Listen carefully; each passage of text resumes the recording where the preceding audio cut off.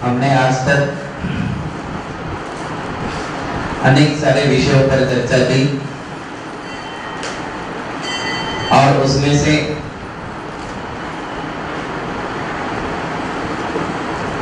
हमने अनेक प्रकार की शिक्षाएं प्राप्त की। चत्तारी दंडक, कालचक्र, लेशिया और 12 भावनाओं के माध्यम से। आज का ये जो विषय है सम्यक दर्शन, यह सबसे महत्वपूर्ण विषय है। पिछले सभी विषयों में सबसे महत्वपूर्ण यदि कोई है तो वो सम्यक दर्शन।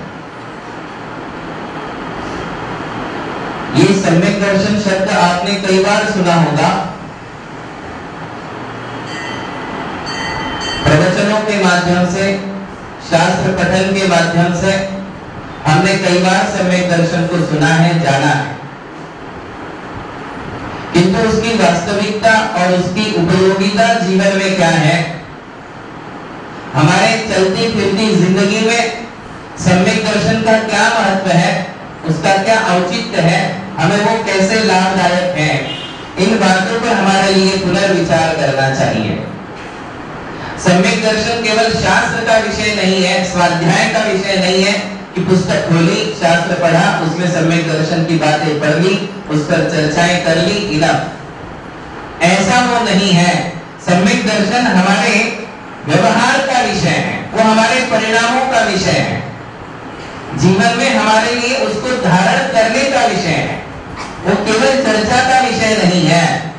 सम्यक दर्शन के विषय में चर्चाएं बहुत ज्यादा होती हैं, किंतु उसे हमारे जीवन में कैसे ढालना चाहिए ये हमारे लिए पता नहीं होता है, या हम वहां तक पहुंच नहीं पाते हैं।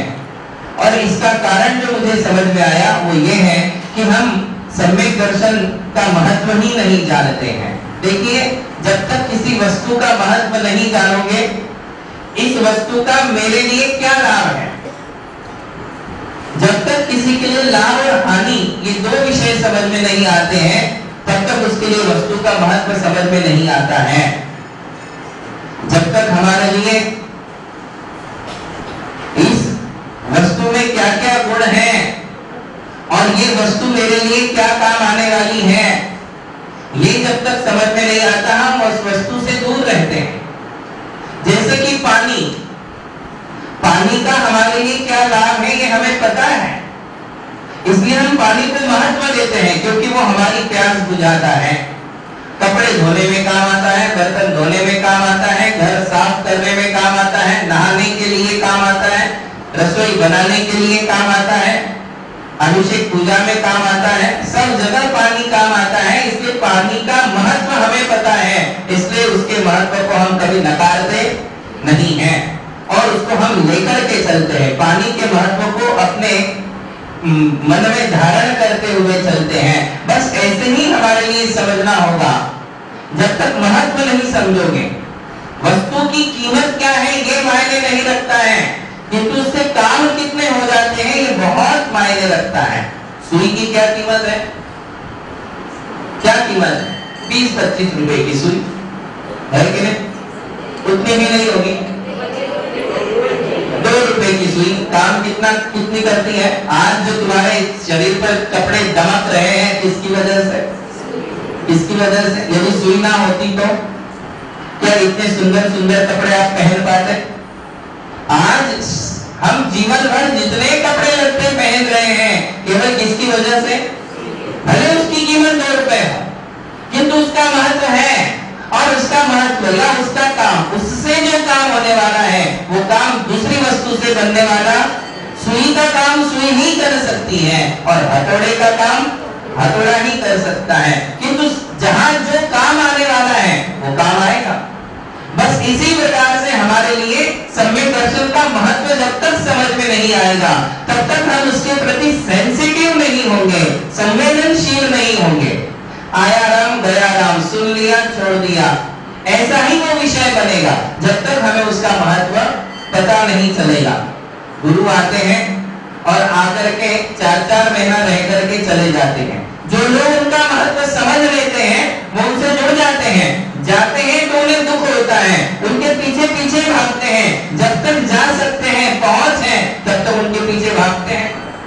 नहीं जाया पाता, गुरु बहुत दूर चले जाते हैं तो उनको याद करते हैं। क्या करते हैं? उनका स्मरण करते हैं। रोज उनकी कई हुई बातों को हम याद करते हैं। उनसे हमारे भी जीवन में जो लाभ हुआ है, उस लाभ के कारण हम गुरु को कभी भूलते हैं। किंतु ऐसे भी लोग हैं जिन्हें 4 महीने में गुरु का स्वाद ही नहीं मिला, उन्होंने स्वाद चखा ही नहीं, वे गुरु ही रहे, उन्हें महत्व मालूम ही नहीं पड़ा। तो गुरु आए भी और चले भी गए तो भी उनके लिए कोई फर्क, जैसे आए थे वैसे चले गए।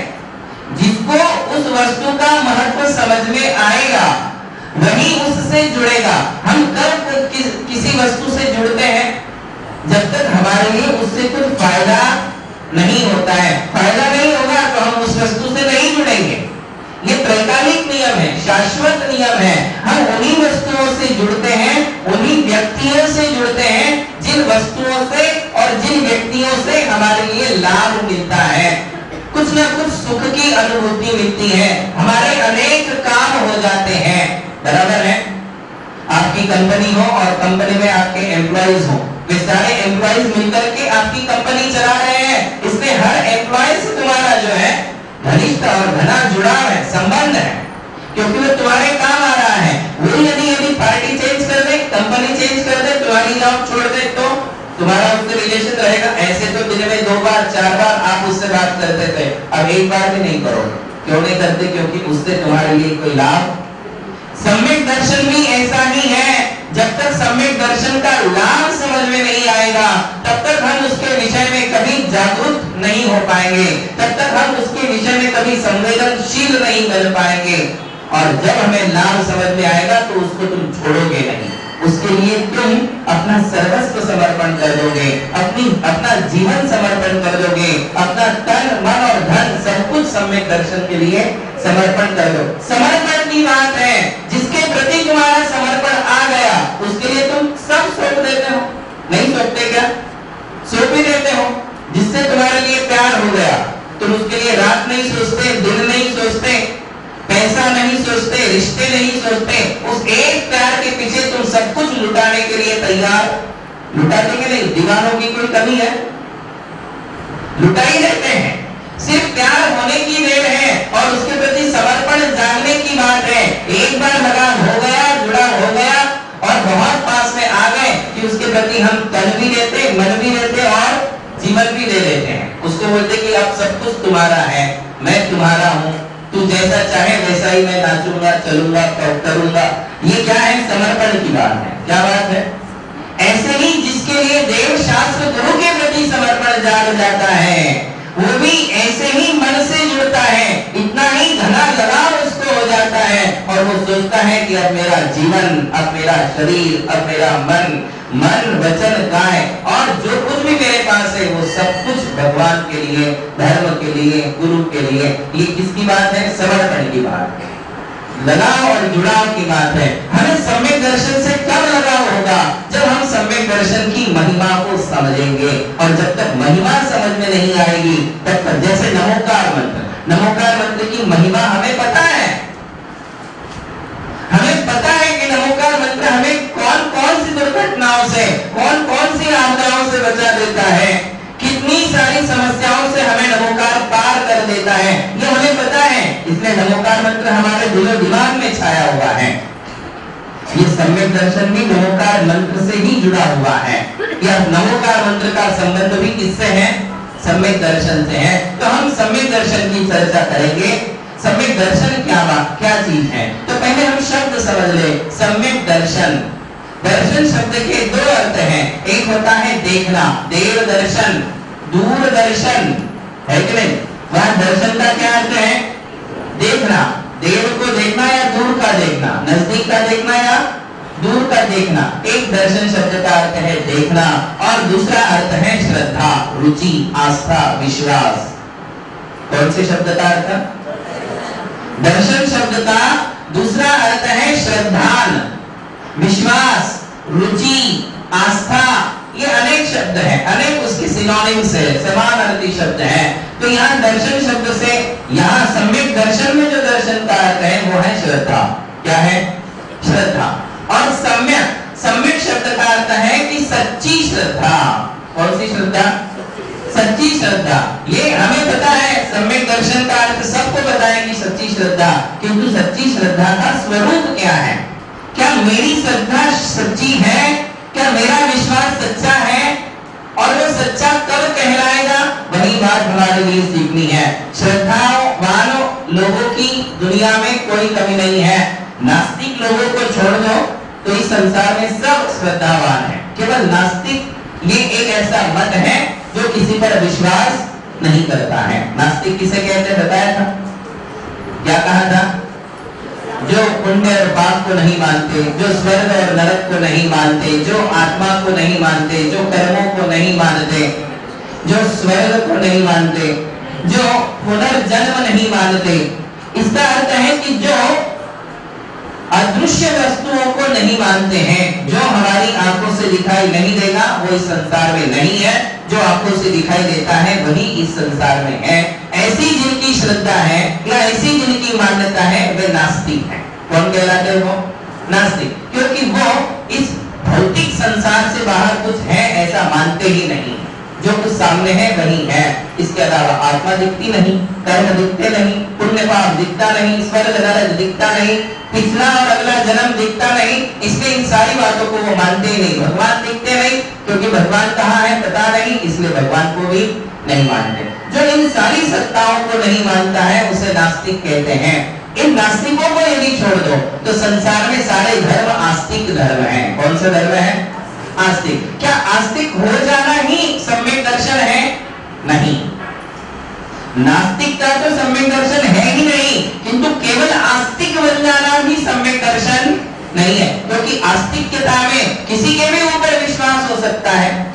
भगवान का स्वरूप जाना नहीं, कैसे है क्या है, जो मिले वो भगवान। जिसने समझा दिया कि ये भगवान है, हाथ जोड़ दिए पांव पड़ लिए। समझा दिया कि ये गुरु है, हाथ जोड़ लिए पांव पड़ दिए, सिर झुका दिया। कह दिया कि ये भी धर्म है, ये भी धर्म है, ये भी धर्म है। जो धर्म मिला उसे स्वीकार कर लिया।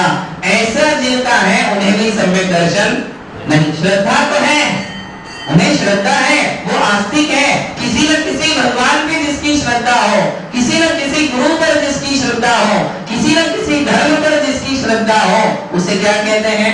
आस्तिक कहते हैं। किंतु सम्यक दृष्टि नहीं कहते हैं। सम्यक दृष्टि किसे कहेंगे? सम्यक दर्शन किसे कहेंगे? कि जो आस्तिक तो है किंतु आस्तिक होने के बाद भी जो विवेक अपने जीवन में रखता है कि मुझे किसे मानना चाहिए और किसे मुझे मानना नहीं चाहिए। ये दो बातें जिसने समझ ली है, जिसने सत्य और असत्य में भेद किया है, जिसने मिथ्या और सत्य इन दोनों में अंतर किया है, वही व्यक्ति आस्तिक और सम्यक दृष्टि आस्तिक बन सकता है। सम्यक दर्शन शब्द का अर्थ है सत्य का श्रद्धान। क्या है? सच्ची श्रद्धा तो पता है आपको। और एक शब्द हम क्या कह सकते हैं इसे? सत्य का श्रद्धान करना। या फिर ये कह सकते हैं कि सत्य को सत्य मानना और असत्य को असत्य मानना, दूध को दूध और पानी को पानी मानना। इसे क्या कहते हैं? दूध दूध है और पानी पानी है। पानी दूध नहीं हो सकता और दूध पानी नहीं हो सकता। दोनों मिल तो सकते हैं किंतु अपने अपने अस्तित्व को खो नहीं सकते हैं। तो जिसने दूध का दूध और पानी का पानी कर लिया है और ऐसा मान लिया है कि ये दूध है और ये पानी है, उसे क्या कहते हैं? सम्यक दर्शन।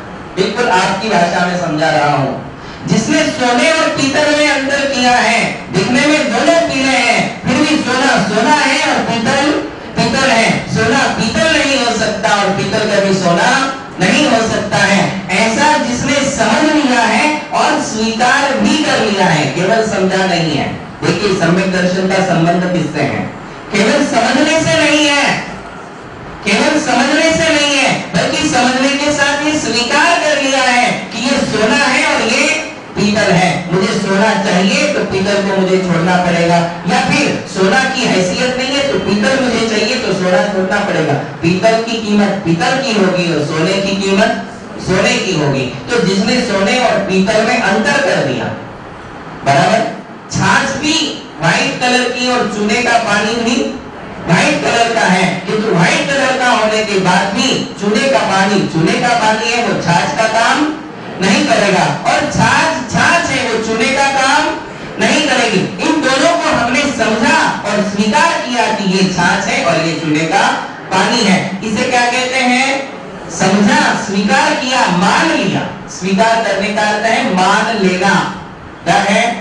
मान लेना। तो मैंने ऐसा मान लिया है कि ये भगवान है और ये भगवान नहीं है, यही गुरु है और ये गुरु नहीं है, यही धर्म है और ये धर्म नहीं हो सकता है। अंतर किया है। ये सच्चा धर्म है, ये सच्चे गुरु है, ये सच्चे भगवान है। ये अंतर जो तुमने किया है वही क्या है? अंतर भी किया, दोनों को अलग करके समझा और समझ करके मैंने ये मान लिया कि यह सत्य है और ये असत्य है। सम्यक दर्शन का विरोधी शब्द है या उसका उल्टा है मिथ्या दर्शन। इन दोनों को शॉर्ट फॉर्म में कहते हैं सम्यक्त्व और कहते हैं मिथ्यात्व। क्या कहते हैं? सम्यक्त्व और सम्यक दर्शन का शॉर्ट फॉर्म क्या है? सम्यक्त्व। मिथ्या दर्शन का शॉर्ट फॉर्म मिथ्यात्व। तो सम्यक का अर्थ क्या है? सत्य के प्रति समर्पण, सत्य को समझना, उसको स्वीकार करना, उसे मान लेना, ये क्या है? सम्यक दर्शन।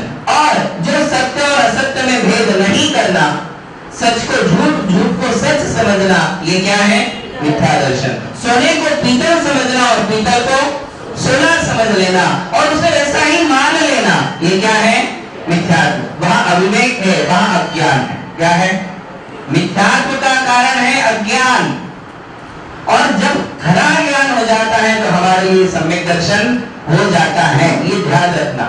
मिथ्यात्व जब भी चलेगा वो अज्ञान के कारण, क्योंकि मुझे ज्ञान ही नहीं है कि सोना है कि पीतल है। धतूरे का जो लिक्विड निकलता है वो बिल्कुल व्हाइट कलर का होता है, देखा है आपने? है दूध जैसा, और दूध भी दूध है। धतूरे के पत्तों का रस निकालो, वो बिल्कुल दूध जैसा दिखता है, किंतु एक जीवन देता है और एक जीवन लेता है। कितना अंतर है? दिखने में सेम, बिल्कुल अंतर नहीं कर पाओगे। यदि यहाँ रख दिए जाए दो पॉट्स और एक में धतूरे का रस और एक में दूध यदि रख दो और आपको बोले कि कौन सा है, तो आप समझ नहीं पाओगे।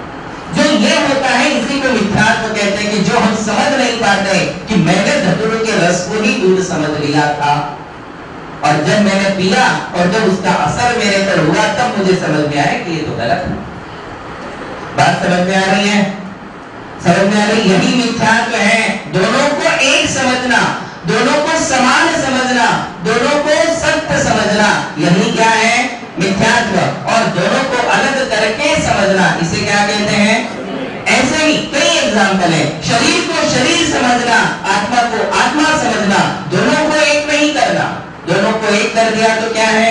मिथ्यात्व। दोनों को अलग करके समझा कि शरीर शरीर है, ये अजीव द्रव्य है, ये पुर्गल द्रव्य है, आत्मा जीव है, चेतन है, जीव द्रव्य है। दो भेद कर दिए, मान लिया, समझ लिया, स्वीकार कर लिया कि हाँ आत्मा अलग है और शरीर अलग है, ये दोनों एक नहीं हो सकते हैं। ये आपने स्वीकार कर लिया तो क्या हो गया? क्या हो गया? सम्यक्त्व हो गया। क्या कहेंगे उसको हम? सम्यक्त्व हो गया। और नहीं माना, झूठ स्वीकार कर लिया तो मिथ्यात्व हो गया। अब ये हमें समझ में आ गया। शॉर्ट डेफिनेशन है, इसको आगे और बढ़ाएंगे, किंतु इतना पर्याप्त है, इतना समझना पर्याप्त है कि सत्य को स्वीकार कर लेना और असत्य को असत्य के रूप में स्वीकार करना कि ये असत्य है, ये झूठ है, और सत्य को सत्य समझ करके मान लेना, ये क्या है? सम्यक्त्व है। लाभ क्या है? प्रश्न ये है। प्रश्न तो वही आता है कि महाराज इतना आप समझा रहे हो, इतना आप हमारे लिए बता रहे हो, लाभ बताओ। लाभ नहीं है तो हमें इससे कोई लेना देना नहीं है कि नहीं? लाभ क्या है? अरे लाभ ही लाभ है। जो सम्यक दर्शन से दूर है उसकी हानि ही हानि है। क्या है? उस आत्मा की हानि है, पतन है। वो संसार के गहरे गड्ढे में गिर रहा है, संसार समुद्र में वो बिल्कुल गहराई में डूब रहा है, जो सम्यक दर्शन से दूर है। और जो सम्यक दर्शन के साथ है, जिसने सम्यक को अपनाया है, उसका तो लाभ ही लाभ है। कितने लाभ है एक एक करके बताए जाएंगे, किंतु महत्व यदि समझना है तो यूं समझ लो कि सम्यक्त्व का अर्थ है वो हमारे जीवन का एक का आंकड़ा है। क्या है? एक का आंकड़ा। और एक एग्जाम्पल देके समझाया जा रहा है, वो हमारे जीवन का एक का अंक है, और एक के अंक पर अब जीरो कितने भी लगाओ, उससे क्या होने वाला है? उससे क्या होगा? एक की कीमत बढ़ेगी। जब एक अकेला है तो उसकी कीमत है 1 रुपया। एक जीरो रख दो, एक और रख दो, एक और रख दो, यहां तक तो तो समझ में आता है कि 1 के 1000 से हमें आजकल फायदा नहीं, क्या मिलता है 1000 रुपए में? ये तो एक पर रख दो और एक रख दो। अब थोड़ा महत्व समझ में आएगा कि अरे ये 1 के कारण क्या महत्व है। 1 के ऊपर 0 रखते जाओ, कीमत 1 की बढ़ती जाएगी, बढ़ती जाएगी, बढ़ती जाएगी। आगे आगे तो 1 0 बढ़ाओगे भाई, लाख 10 लाख तो ठीक है, और एक बढ़ा दो सीधा 10 लाख से क्या हो गया, करोड़ बन गया। इतनी कीमत किसकी बढ़ेगी, किसके कारण बढ़ेगी, 0 के कारण। ये निश्चित है कि उसी के कारण, 0 के कारण 1 की कीमत बढ़ती जाएगी, बढ़ती जाएगी, और फिर धीरे से पहले वाला 1 हटा दो। अब धीरे से उसको हटा दो, क्या होगा, क्या होगा, 10 0 लगाओ, 25 0 लगाओ, 50 0 लिख लो, वो सब 0 ही। और 1 लगाओगे तो हीरो, 1 लगाओगे तो उसकी कीमत है, और 1 हटा दोगे तो वो बिल्कुल 0 है। बस यही बात समझ लीजिए, जिसने जीवन में सम्यक्त्व को धारण किया है, सम्यक दर्शन को धारण किया है, उसने 1 का आंकड़ा ले लिया है। अब तुम इसके बाद जो भी करोगे धर्म की क्रियाएं, वो सब क्या है, 0। क्या है, रोज दर्शन करते हो 1 0 लगाओ, अभिषेक भी करते हो 2रा लगाओ, पूजा भी करते हो 3रा लगाओ, भक्तामर पढ़ते हो 4था लगाओ, माला करते हो 5वां लगाओ, आहार देते हो 6वां लगाओ। इसके अलावा प्रवचन सुनते हो, स्वाध्याय करते हो, रात्रि भोजन का त्याग है, अष्टकंड मूलों का त्याग है, 0 लगाते जाओ। तुम्हारे पास है 0, 1 हमारे पास, 0 तुम्हारे पास है कि नहीं? 1 है भगवान के पास, 1 है गुरु के पास, 1 है जिनवाणी के पास, उनसे तुम्हारे लिए 1 मिलेगा। पासपोर्ट तो कोई भी बना सकता है, वीजा तुम नहीं, वीजा वहां से अप्रूव होगा तो ही काम हो पाएगा। पासपोर्ट कोई भी बना सकता है, वो बन जाता है, उसमें ज्यादा दिक्कत नहीं है। दिक्कत कहाँ आती है, वीजा। बस ऐसे ही 0 आपके पास है, कितने भी लगाते जाओ, किंतु वो 1 ही नहीं है। तो आप समझिए इस बात को, आप थोड़ा सा गंभीरता से विचार करिए इस विषय पर कि वो 1 यदि मेरे जीवन में नहीं है तो मैंने सारे धर्म किए, वो सब अधूरे हैं, वो सब शून्य है। कहने में बहुत बहुत भारीपन महसूस कर रहा हूं, और आपको सुनने में भी भारीपन महसूस हो रहा होगा कि आज तक मैंने जो किया क्या शून्य है, क्या शून्य? यदि सम्यक्त्व के अभाव में है तो वो केवल संसार के सुख देगा। वो जो तुमने किया है वो संसार के सुख जरूर देगा, किंतु वो तुम्हारे लिए आगे नहीं बढ़ने देगा। और उसके बिना, उस सम्यक्त्व के बिना यदि संसार के सुख मिल भी जाएंगे तो वो अनंत संसार में तुम्हारे लिए डुबा देंगे, क्योंकि जो संसार का सुख भोगेगा वो नियम से नरक और निगोदिया पर्याय में, किंतु जो सम्यक्त्व के साथ संसार के सुख भोगेगा, सम्यक दर्शन उसके लिए नरक और निगोदिया पर्याय में नहीं जाने देगा। एक मिथ्या दृष्टि जीव भी संसार के सुख भोग रहा है, और एक सम्यक दृष्टि जीव भी संसार के सुख भोग रहा है, किंतु इसके भोग नरक और निगोद के कारण नहीं बनते, क्योंकि उनके साथ क्या है, सम्यक दर्शन है। और इनके साथ सम्यक दर्शन नहीं होने के कारण वे ही संसार भोग उसको कहाँ ले जाते हैं, नरक में ले जाते। बात समझ में आई? बस इतनी सी बात समझना है कि मेरे जीवन में सम्यक्त्व का महत्व उस 1 के अंक के समान है। रात्रि भोजन कईयों का बरसों से त्याग है, 8 कंदमूल नहीं खाते हैं, प्रतिदिन भगवान का अभिषेक पूजन करते हैं तो करते ही है, स्वाध्याय करते ही है, सब कुछ करते हैं, किंतु सम्यक्त्व है या नहीं ये हमारे लिए समझना है। देखो, ये क्रियाओं को छोड़कर भी सम्यक्त्व नहीं है। जो सम्यक दृष्टि होगा, जो सम्यक दर्शन वाला होगा, वो अभिषेक पूजन करेगा ही करेगा। मजबूरी अलग है, बीमारी अलग है, बाकी वो भगवान से दूर नहीं जाएगा, गुरु से दूर नहीं जाएगा। जो आप कर रहे हो वो गलत नहीं कह रहा हूं, किंतु उसके साथ सिर्फ क्या चाहिए, 1 का आंकड़ा चाहिए। क्या चाहिए, 1 का आंकड़ा। वो कैसे मिलेगा, यही बात आगे हमारे लिए बतानी है, किंतु आज ये समझ लीजिए कि वो 1 का आंकड़ा है, और उसके बिना चलोगे तो सब कुछ अधूरा है, उसका कोई फायदा नहीं है। एक प्राचीन शास्त्र का श्लोक आपके सामने रखता हूं, उससे बात बिल्कुल परफेक्ट हो जाएगी। आत्मानुशासन नाम के ग्रंथ में गुणभद्र आचार्य जी ने लिखा है कि शमबोध वृत्त तपसाम पाषाणस्यैव गौरवं पुंसाम तत्पूज्यम महामणिरिव तदेव सम्यक्त्व संयुक्तम। ये एक जो मैंने आपके अभी आपको बताया एक का आंकड़ा कैसा है, वही उसमें लिखा है। कहा है कि शम, शम यानी बड़ा शांत परिणामी है, शुक्ल निश्चा वाला है। कैसा है? पीत पद्म और शुक्ल निश्चा वाला है। बोध यानी ज्ञानी भी है। वृत्त यानी चारित्र अंगीकार किया हुआ है, साधु बना है। तपसाम, साधुओं में भी तपस्वी साधु हैं। ये चारों बातें होने पर भी यदि सम्यक नहीं है तो बोले वो नर्मदा का गोटा है। क्या कह दिया? आप सोचिए, सिर्फ आपके लिए नहीं, मुनियों के लिए भी यही बात है। चाहे गृहस्थ हो, चाहे प्रतिमाधारी श्रावक हो, चाहे एल्लर जी शुल्लक जी हो, चाहे आरिका माता जी हो, चाहे वो मुनि महाराज हो, चाहे वो 40 साल से दीक्षित कोई आचार्य हो, 40 साल, 100 साल, 200 साल, चौथे काल की आयु तो और बड़ी थी, कितने भी साल की दीक्षा हो, यदि सम्यक दर्शन नहीं है, मन में यदि कोई मिथ्या मान्यता बनी हुई है, तो उसके ये शम, बोध, वृत्त और तपस्या, उसका सम्यक, उसकी श्रद्धा, उसकी शांति, उसकी निष्कषायपना है कि नहीं, उसका ज्ञान, उसका चारित्र, उसकी तपस्या, सब कुछ पाषाण से, पाषाण के समान। क्या बता दिया? क्या बताया? एक नॉर्मल रास्ते का जो पत्थर है, पाषाण है, नर्मदा का गोटा है, वैसा ही उसका ये सब कुछ है, सब कुछ। और कहते हैं पूज्यम महामणेव तदेव सम्यक संयुक्तम। और यही ये चारों पांचों बातें, कौन कौन सी बातें? कषायों की कमी, शुक्ल निश्चा, वृत्त यानी चारित्र, ज्ञान, इन सबको यदि सम्यक का बैकग्राउंड मिल जाता है, सम्यक का सहारा मिल जाता है, तो वही पाषाण रत्न पाषाण बन जाता है। किसके समान बन जाता? बोले वैडूर्य मणि बन गया। वो क्या बन गया? कौन सी बातें वैडूर्य मणि के समान हो गई? यही सब बातें किसके साथ रहने पर? इसका अर्थ है कि गृहस्थ यदि धर्म पालन करना तो वहां सम्यक दर्शन जरूरी है। प्रतिमाधारी यदि प्रतिमाओं का पालन कर रहा है, सोने से खाता है, 2 टाइम प्रतिक्रमण, 3 टाइम सामायिक करता है, प्रतिमाओं का पालन करता है, तो भी उसको क्या जरूरी है? सम्यक दर्शन।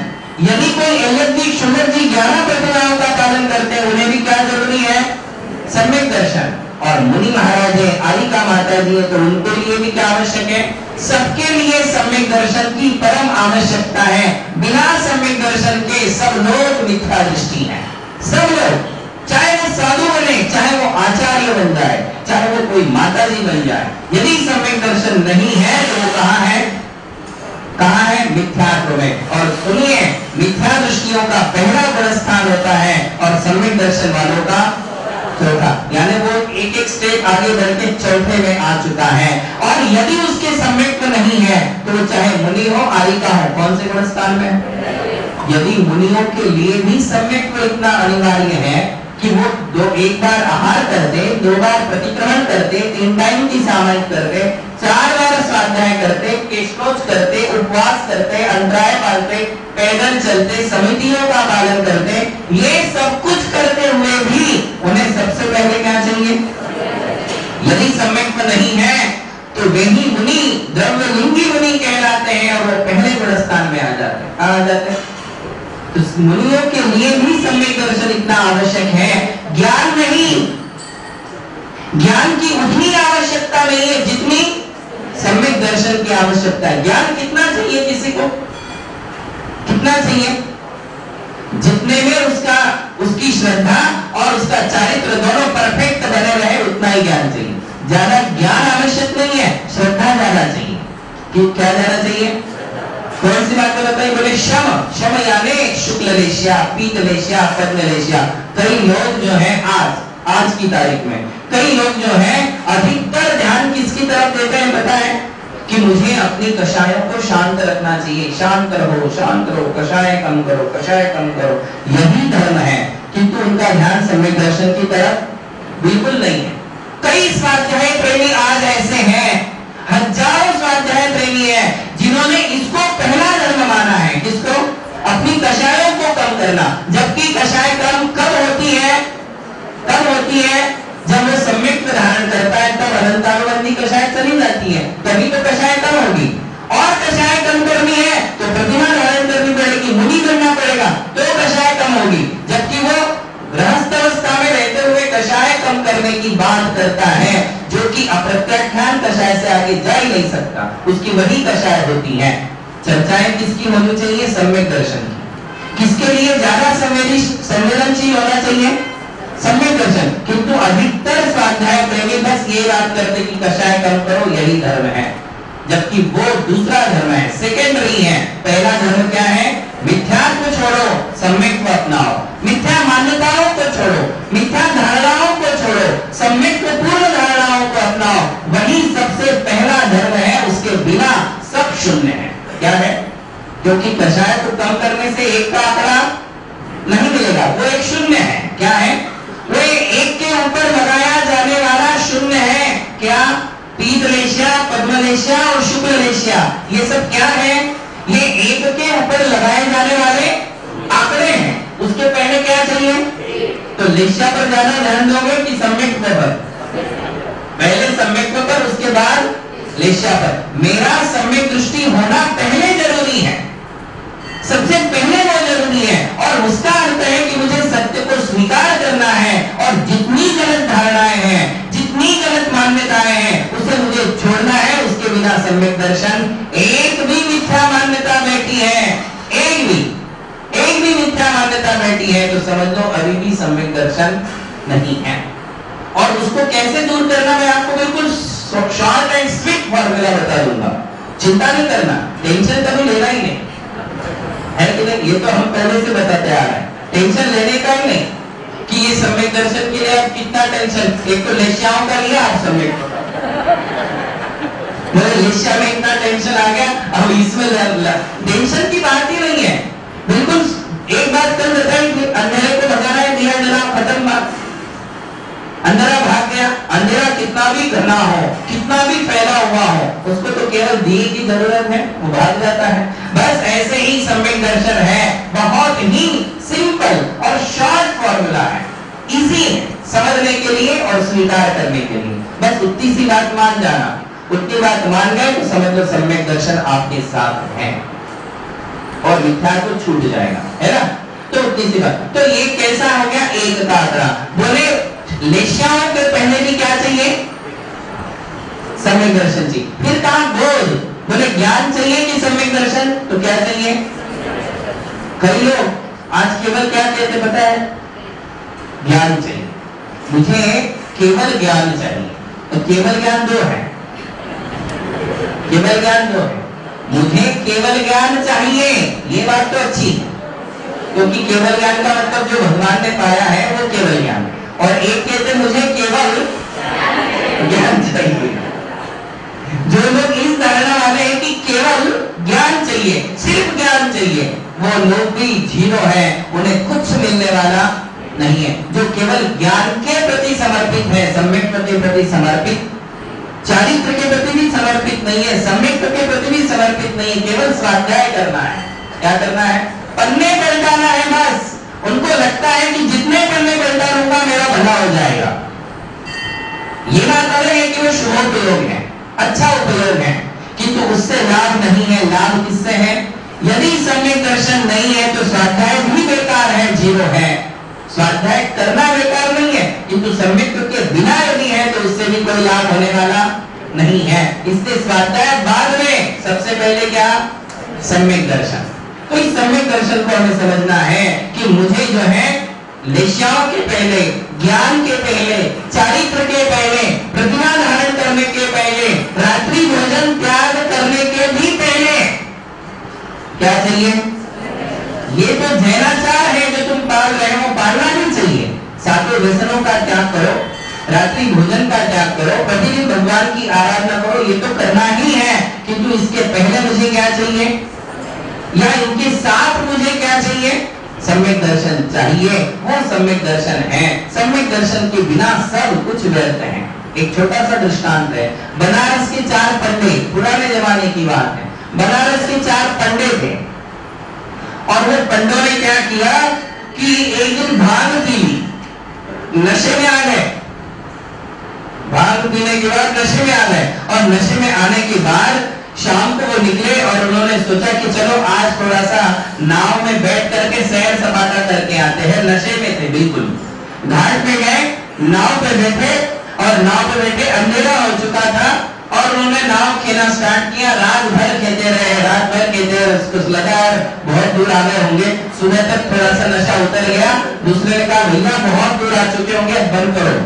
बोले ठीक है, देखो तो कहाँ है, देखा तो वही थे।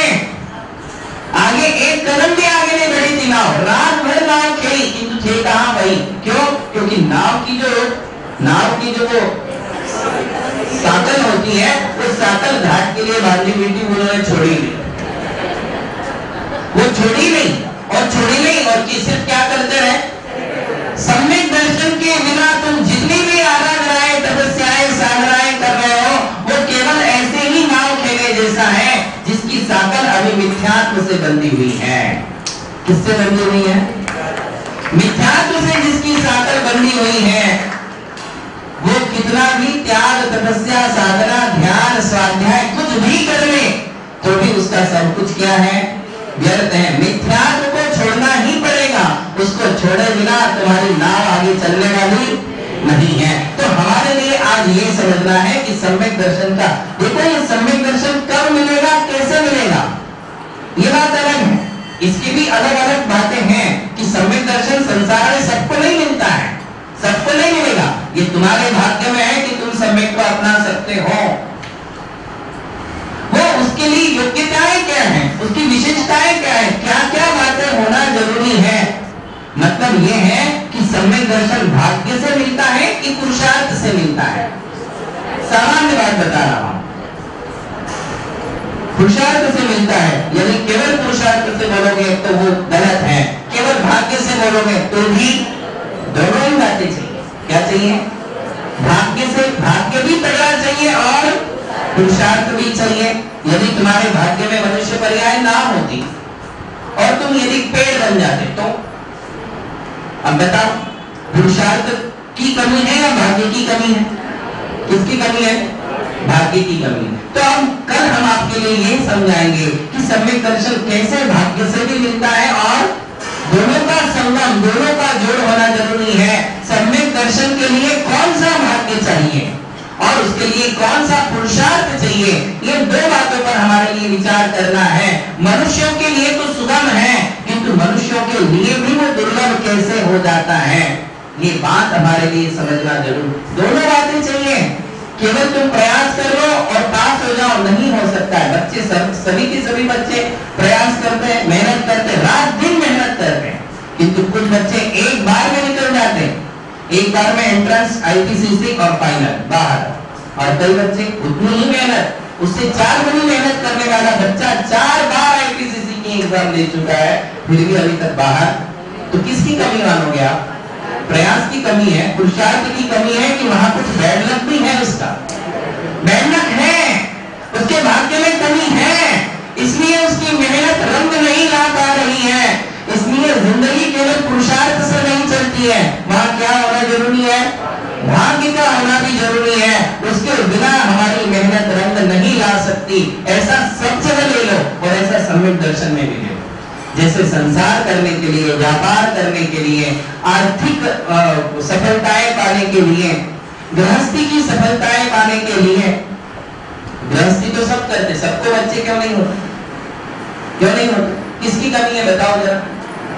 कुछ तो अदृश्य है जिसकी कमी है, किसी को होते ही नहीं। कोई चाहता है कि बेटा हो तो 4-4, 7-7 लड़कियां हो जाती, फिर भी लड़का नहीं होता। किसकी कमी है? पुरुषार्थ की कमी नहीं है, किसकी कमी है? भाग्य की कमी है। तो हमारे लिए यही समझना है, केवल भाग्य और केवल पुरुषार्थ दोनों से ही नहीं चलने वाला। भाग्य अच्छा है और पुरुषार्थ खूब नहीं किया तो, बिल्कुल ही पुरुषार्थ नहीं किया तो सफलता मिलेगी? नहीं मिलेगी। ये भाग्य और पुरुषार्थ वाला कंसेप्ट हम आने वाले दिन में क्लियर करेंगे, जो सम्यक दर्शन से संबंध रखता है। महावीर भगवान की